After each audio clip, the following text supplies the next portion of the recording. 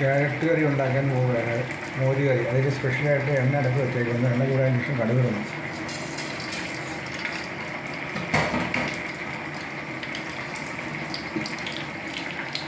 ഇന്ന് നമ്മളിവിടെ ഉണ്ടാക്കുന്ന സ്പെഷ്യൽ കറിയാണ്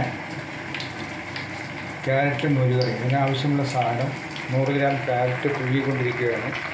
സവോളയുണ്ട്, തക്കാളിയുണ്ട്, ഇഞ്ചിയുണ്ട്, പച്ചമുളകുണ്ട്, വെളുത്തുള്ളിയുണ്ട്, തേങ്ങാരപ്പുണ്ട്, തൈരുണ്ട്, മഞ്ഞൾപ്പൊടി, പെരുംജീരകം, കടുക്, ഉലുവ, പെരുംജീരകം, വെളിച്ചെണ്ണ.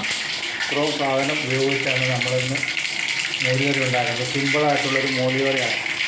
ഇതിൽ ഈ അരിഞ്ഞ് വെച്ചേക്കുന്നത് നമ്മളെല്ലാം കൂടി അതിനായിട്ട് ഇട്ടൊന്ന് വരച്ചെടുക്കുകയാണ്.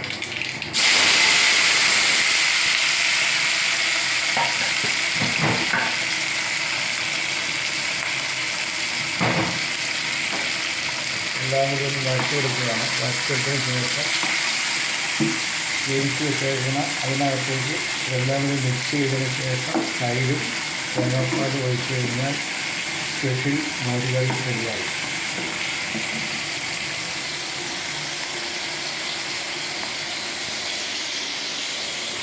മോര് കറി ആയിക്കൊണ്ടിരിക്കുന്നു.